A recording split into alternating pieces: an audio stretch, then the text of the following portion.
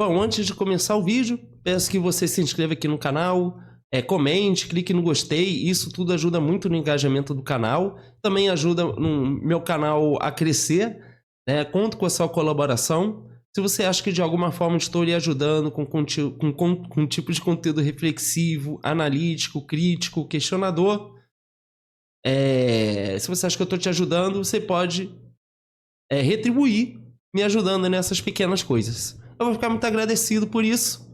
Agora vamos pro vídeo. Legal, Elias. Eu queria fazer uma pergunta para os dois, que a gente falou agora atrás, sobre a questão, e aí envolve a economia e também o modelo econômico que a China tem em relação aos trabalhadores. O Léo comentou que a China tem muito menos direitos e que o chinês trabalha muito mais, porque assim, a gente ouve várias opiniões, são opiniões diferentes de várias pessoas que vêm aqui. O Léo, eu quero saber o que ele acha do modelo econômico da China, sobre os direitos trabalhistas que ele sabe sobre a China e se ele concorda com o modelo econômico da China. E também quero saber do Elias, como que funciona lá, pelo que ele conhece, tudo que ele sabe, e se você acha que o modelo da China daria certo de alguma forma aqui no Brasil, e também falar sobre essa questão dos direitos dos trabalhadores chineses, que muitas pessoas divergem aqui no nosso campo, né, no nosso podcast. Vou começar, que você começou outra. Vai lá, mestre. Eu gosto do modelo econômico chinês. Comunista. Vai dar um corte aí, viu? Desculpa, Léo, brincadeira. Cara. Não, exato, vamos lá. De tudo que tem capitalismo lá. Tudo que é não capitalismo é o que eu abomino. Então, abertura comercial, se eles fazem, gosto. Mercado de trabalho flexível, né, com poucas regras, deixando que as pessoas... Lá não acontece isso, mas é que as pessoas decidem com o trabalhador possa decidir com o empregado. Mas peraí, lá não acontece isso? Então por que ele tá...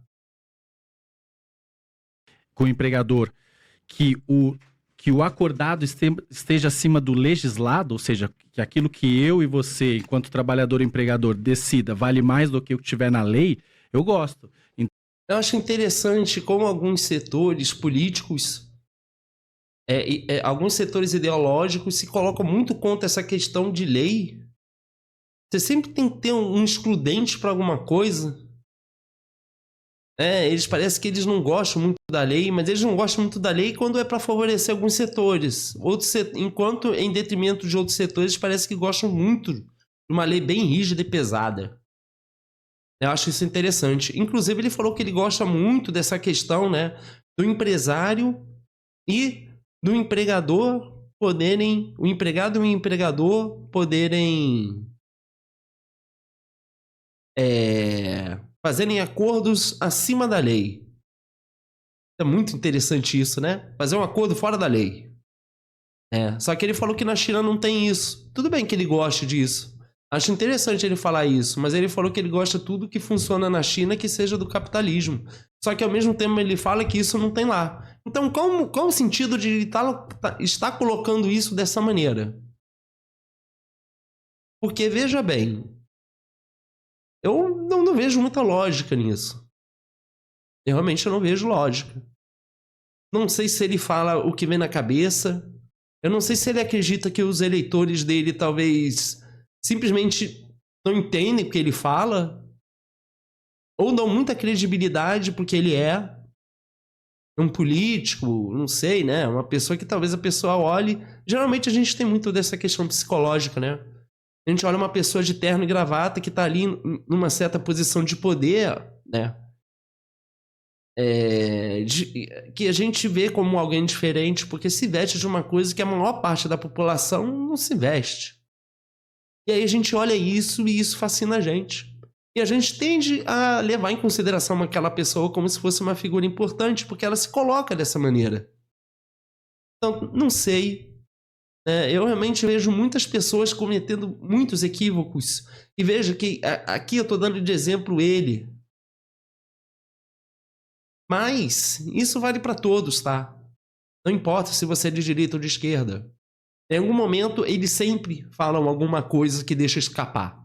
E a gente percebe, aí nesse momento, que a gente pode sim perceber e se questionar, né, em relação aos interesses que essa pessoa tem e por que ela faz essas coisas. Então, que você tenha todos os momentos que eles tiveram de competição, eu gosto bastante. Agora, tudo que não envolve capitalismo, tudo que envolve censura, etc., eu não gosto. Rapidinho, uma história aqui, em 1900... Mas nos Estados Unidos tem censura. O governo estava criticando os alunos das universidades que estavam contra o que estava acontecendo entre Israel e Palestina. Ele foi contra. Parece que houve até uma repressão nesse sentido. Ameaças em termos de financiamento para as universidades. A questão aqui, eu não estou entrando no mérito se apoiar isso é bom ou ruim. Eu quero ver a questão por uma dimensão maior. Porque, veja bem, se lá, por exemplo, muitos têm lá como lá o local de liberdade de expressão, por que esse tipo de coisa aconteceu? Enquanto em outros momentos, as manifestações de pessoas do campo do Trump, que se manifestavam de uma maneira mais extremada, nada acontecia, né?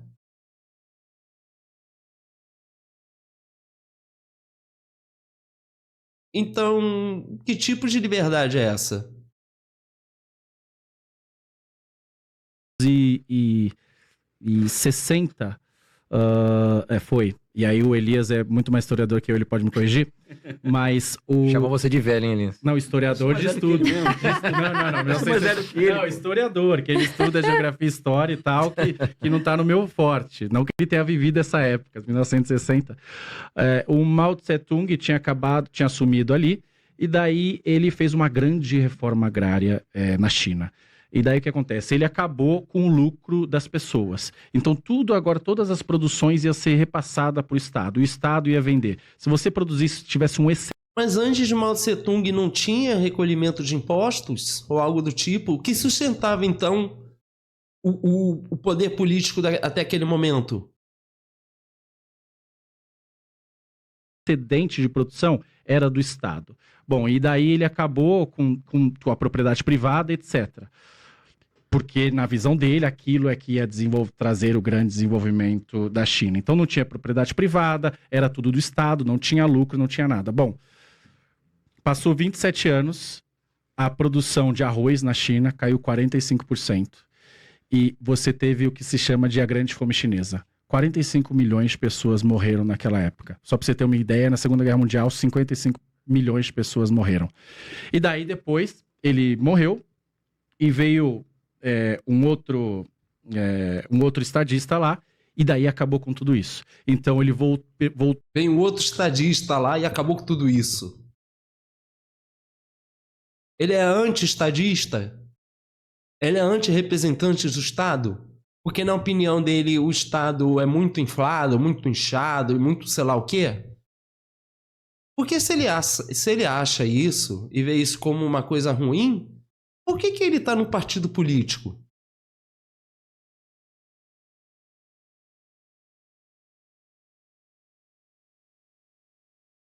Isso não é a mesma coisa que você fazer parte do Estado ou tentar entrar no Estado? Mas ele é contra. Ele não gosta do Estado estadista. Mas ele está no Estado. Ele é deputado. Eu sei que ele é do Novo. Mas está no partido político. Não é a mesma coisa? Qual a intenção dele de estar nesse partido político, então?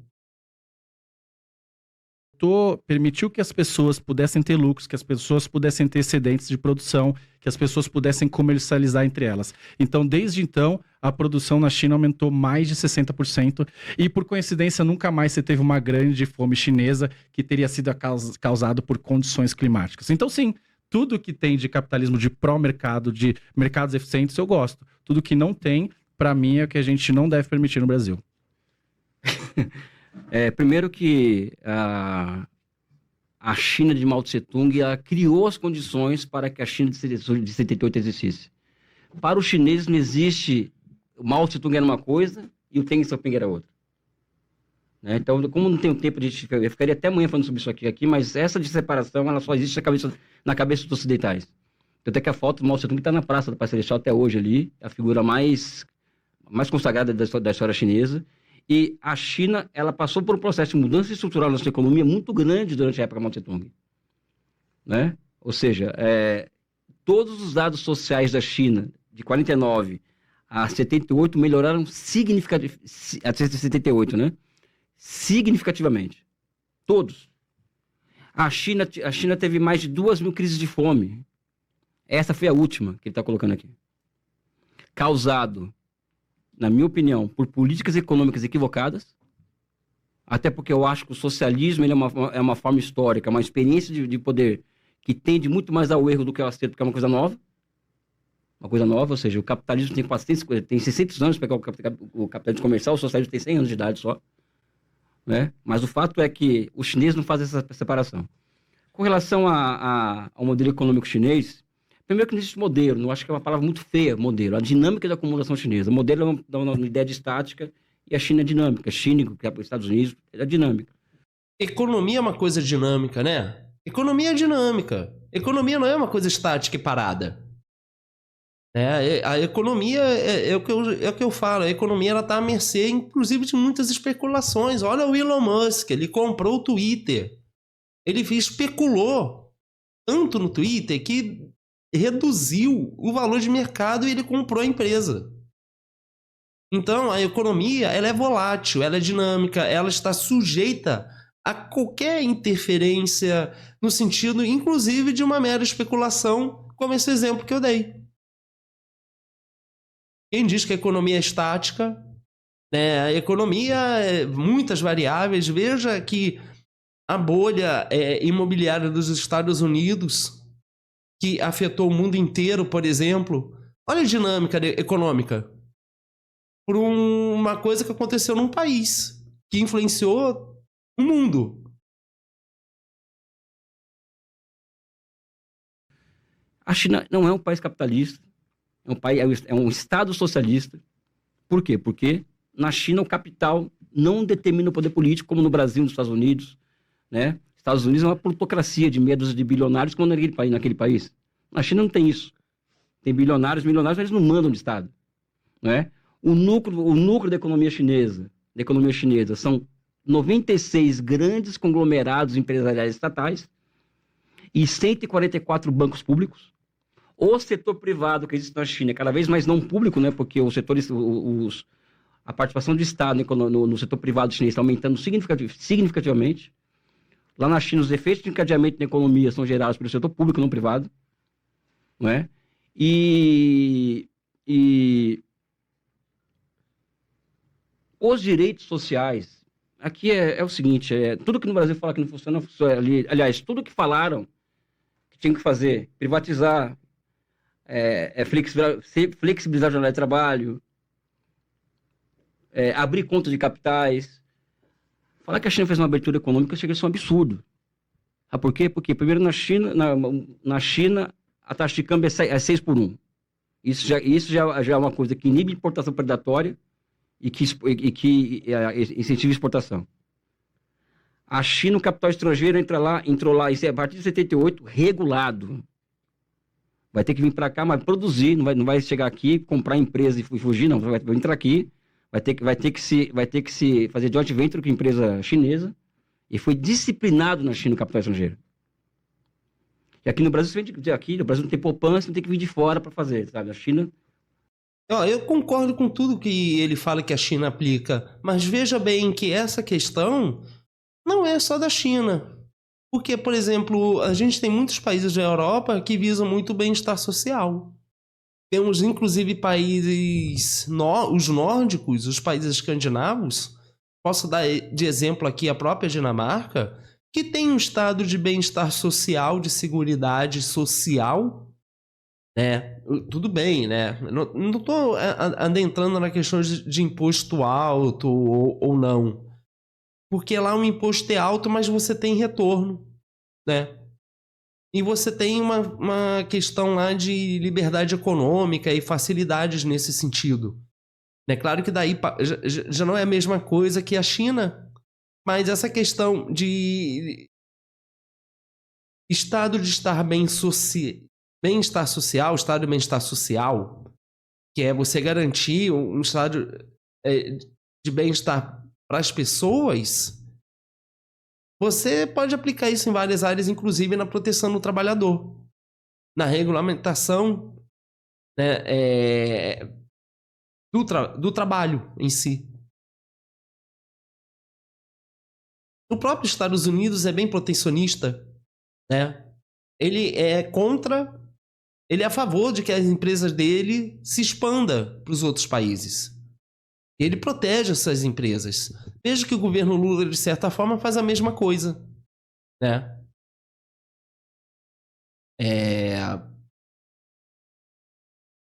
Então, o que ele está falando aqui é uma coisa que outros países fazem. Isso não é exclusividade da China. A questão é que a China aplica de uma forma diferente pelo tipo de governo que tem. Foi disciplinado. O capital estrangeiro vai ter que transferir tecnologia lá na China. Então, eu discordo abertamente que a China fez uma abertura comercial. Fez uma abertura altamente controlada. A taxa de câmbio é 6/1. Não é? Direitos sociais.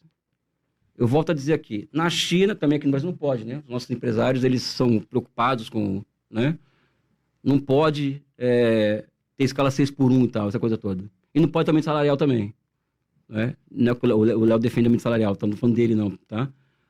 Na China, os salários, pessoal, aumentam acima do PIB, da inflação e da produtividade do trabalho. Isso é inédito na história. Isso é inédito. E os direitos sociais, eles andam em uma curva ascendente, enquanto que no Ocidente está fazendo isso aqui. Ó. Tanto é que o Ocidente vive uma crise de representação, as democracias liberais estão em crise, né? São plutocracias, né? Em que os trabalhadores têm cada vez menos direitos, sociedades não coesas, enquanto a China é uma sociedade muito, muito coesa. E se depender do Léo Siqueira, a sociedade vai ficar de fora. Porque ele sequer cita a possibilidade de ter algum representante da sociedade que elege ele, elege os políticos de um Estado que ele critica, mas está fazendo parte ou quer fazer parte do Estado, né? Se depender dele, essa pessoa tá fora. Para ele só interessa o voto, parece, né? Parece que ele não tem interesse de ter as pessoas participando da política. Ele quer realmente fazer essa separação de representatividade, né? Me elege, vote em mim, né? Me faça ser eleito que eu vou lá te representar. Quando você votar em mim, você fica na tua casa, entendeu? Baixa a cabeça lá, que eu vou fazer tudo pro teu bem, tá?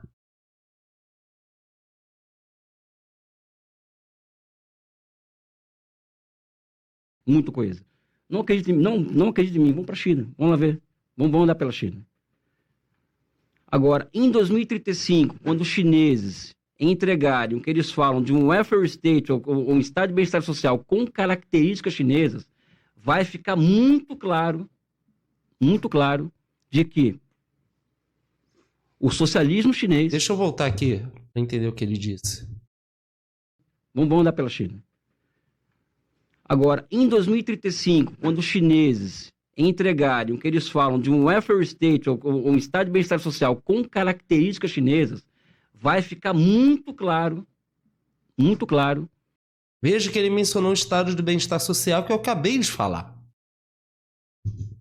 De que o socialismo chinês, ele é a engenharia social mais avançada criada pelo ser humano.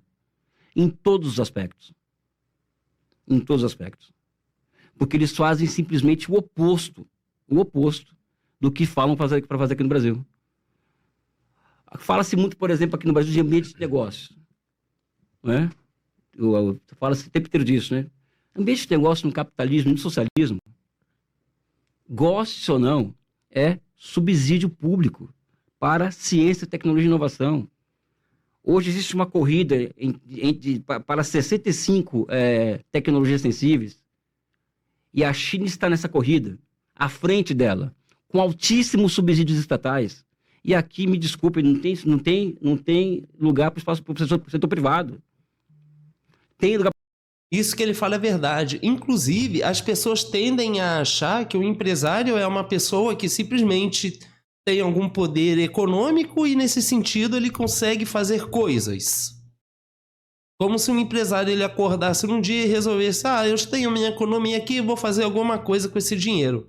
Isso não acontece. O que realmente acontece é o Estado ajudando, financiando com o meu dinheiro, com o dinheiro do meu imposto, para ajudar no desenvolvimento de determinados setores. Os Estados Unidos faz isso, o Brasil também faz isso. O agronegócio é um ótimo exemplo disso. Não tem um órgão estatal do governo que ajuda? Porque tem. E o Plano Safra? Também não é isso? Eu acho que é o Plano Safra. Né? Eu posso estar confundindo aqui, mas eu sei que tem isso. Né? Então, assim, aqui também acontece. Então, mais uma vez, essa questão de a estadista, é graças ao estadista que tem essas coisas. Inclusive, eu mencionei a crise de 2008, por exemplo. Quem ajudou os bancos foi o Estado, com dinheiro das pessoas que são contribuintes. Então, as pessoas ajudaram os bancos. Porque quando você fala o Estado, você está colocando ali dinheiro público. O dinheiro público é o uso da arrecadação de impostos. Ou não é isso? Então, o meu dinheiro vai para um cara que não gasta do dinheiro dele, mas pega do meu para fazer investimento. Ele faz investimento, ele tem um retorno e depois ele pega esse produto que ele vende dolarizado lá fora, ele vai vender para mim aqui dentro pelo mesmo valor que ele vende no mercado de fora dolarizado. Sendo que o meu salário, o meu dinheiro, minha renda mínima, meu salário mínimo desse país que eu moro é um poder menor do que o que ele vende lá fora. É muito interessante a gente perceber como é essa dinâmica, né? O setor privado, subsidiado pelo Estado. Estados Unidos é a mesma coisa. Inflation Reduction Act é o quê? É uma tentativa de jogar para frente a fronteira do conhecimento, né? Com o Estado subsidiando loucamente as empresas privadas. O capitalismo não é uma brincadeira, pessoal. O empresário privado, empreendedor... Não, pessoal. O capitalismo é monopólio. Não é concorrência. É monopólio. E a China está chegando lá, nessas 65 cadeias sensíveis, com altíssimo subsídio. Coreia do Sul, mesma coisa. Japão, mesma coisa. Estados Unidos, mesma coisa. E por fim aqui, somente um dado, pessoal, que me incomoda muito quando se fala da era Mao Tse-tung, né? O mal era feio, o que vem depois é... Né? A China em 49 tinha uma expectativa de vida de 35 anos de idade. Hoje ela passou a democracia americana. Expectativa de vida. 1/3 dos homens chineses eram viciados em ópio. 90% analfabetos. Que ano isso? 49, com a Revolução. Ou seja, sob o meu ponto de vista, provocando o Léo agora de forma sadia, o que a China fez entre 49 e hoje é a maior revolução democrática da história da humanidade. Pô, expectativa baixíssima, né? Não, 30 é a maior revolução democrática. Se você pegar Estados 35 Unidos... anos é muito baixo, Os Estados Unidos, na década de 60, era apartheid. Tinha negro e branco, não podia estar no mesmo lugar. Uhum. Na China, as mulheres e os homens já tinham direitos iguais na década de 60. Isso é verdade, né? E as pessoas aqui adoram, né, esse país que se denomina como América. É um continente, eles falam que o continente é eles são a América. E ainda assim você ainda tinha essa questão racial lá, né? E esse é o país de exemplo que muitas pessoas têm como exemplo. Não sou comunista, não. Mas eu não acho os Estados Unidos... Inclusive, eu acho que é um país muito parecido com o nosso em alguns aspectos. Enfim, isso aí já Vamos voltar para... Vamos seguir aqui o Léo, debate, quer então? falar alguma coisa? Não, Abre seu coração, Léo, fala. Não, é que morreu 45 milhões nessa época, né? Só faltou falar isso, né? Morreram 45 milhões de pessoas. Então, Que época, Léo? Ô, Léo, você sabia que esse dado sabe que não é verificável isso, né? porque era uma ditadura, né? É difícil você verificar quando é uma ditadura, né? Você Léo, fala isso na esse década de dado- 40, né? Não, Quando o Mao a grande Tse-tung fome. assumiu, a exato. grande fome. A grande fome. Então, pra você, a China é uma ditadura. Com certeza, com certeza. A medida é muito simples. E tem uma história lá que o pessoal fala que um americano foi falar com um russo, né? Lá na época da União Soviética. E daí ele falou assim, eu posso chegar lá no meu país e falar, olha, o meu país está a condução do... Não concordo com a condução do governo que eles estão fazendo lá, discordo totalmente. E você? Falou pro russo. Aí o russo falou, eu também posso. Eu também posso chegar lá na Rússia, no Kremlin, e falar, olha, eu não concordo com a condução que eles estão fazendo lá nos Estados Unidos. É isso, entendeu? Olha, eu não entendi porque ele tá falando da Rússia aqui.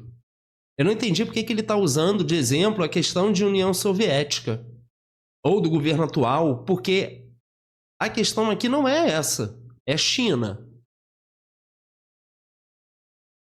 Não sei porque que ele tá dando isso de exemplo, para reforçar que a China é ditadura. Mas o que é a União Soviética? O que a Rússia tem a ver com isso?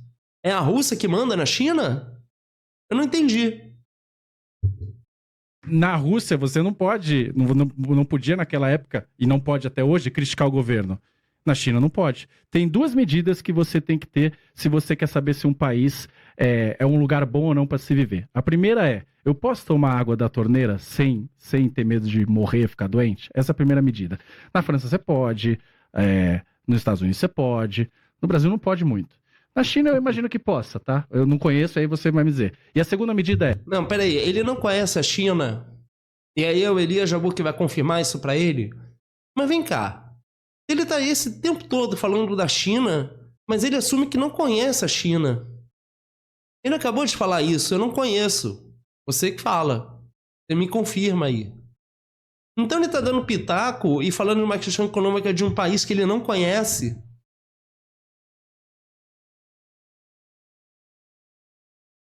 Porque, veja bem, eu acho que ele nunca foi na China.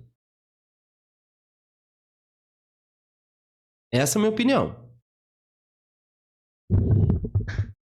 Eu acho que ele nunca foi na China.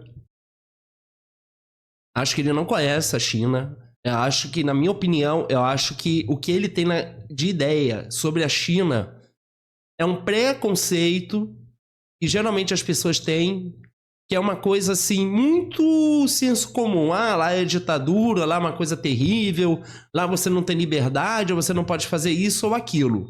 Eu tendo a desconfiar desse tipo de afirmação e argumentação. Porque eu observo algumas coisas lá que não é o que eu vejo. Pelo pouco de acesso que eu tenho da China, porque eu nunca fui lá.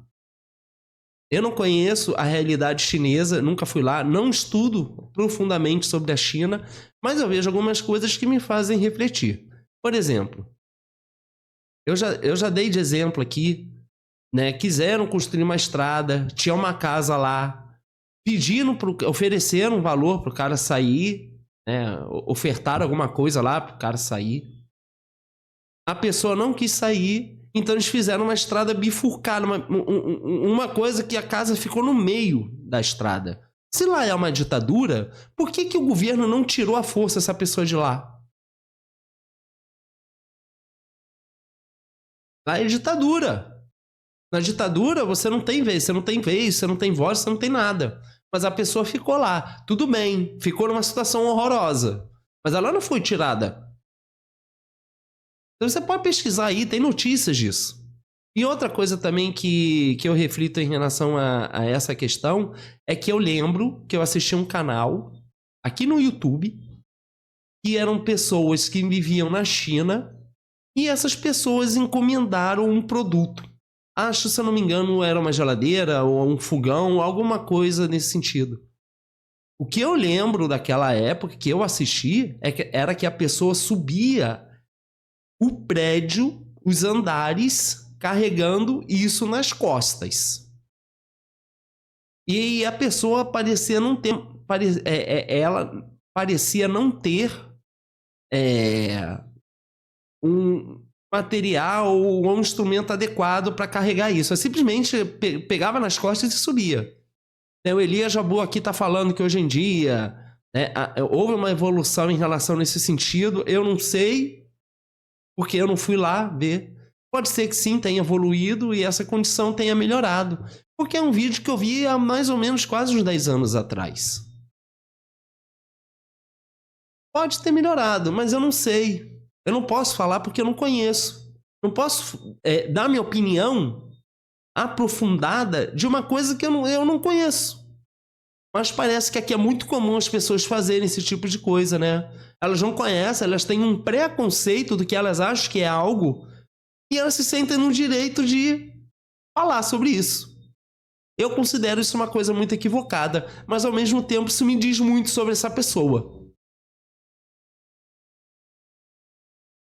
Eu posso falar mal em praça pública do presidente sem ter medo de ser preso? Na China você não pode.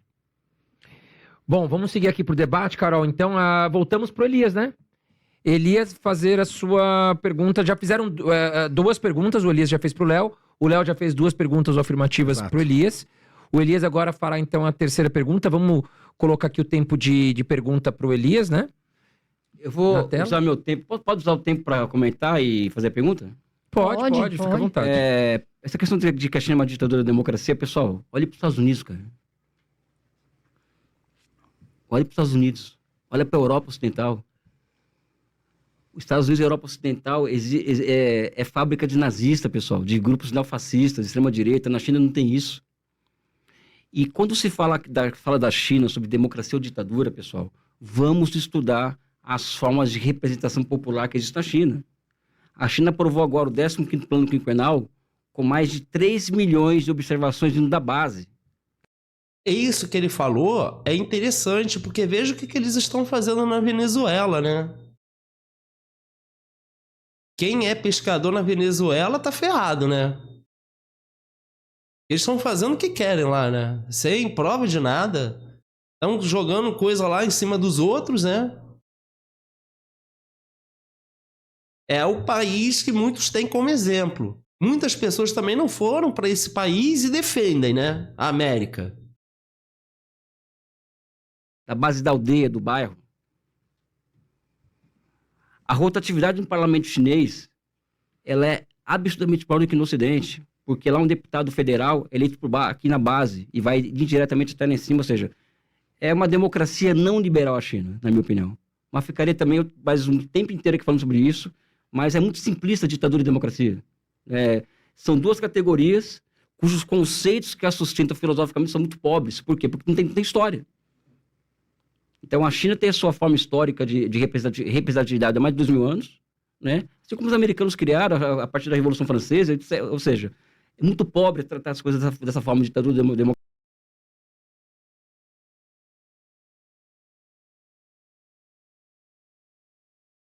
E aí, pessoal, gostaram? Interessante, né?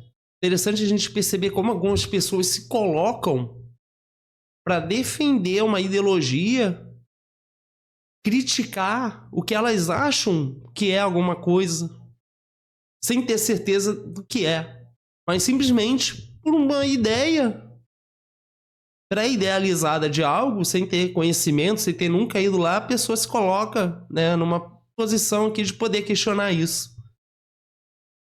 Isso é muito revelador, né? A gente precisa ficar de olho que as pessoas precisam saber o que estão falando. Ou essas pessoas devem deduzir que setores da sociedade simplesmente não vão entender nada do que elas estão falando, né? Mas, de alguma forma, sabem que vão ter algum tipo de credibilidade ou algo nesse sentido. Eu não sei, mas é importante a gente sempre ficar atento a isso. Então, é isso. Tchau.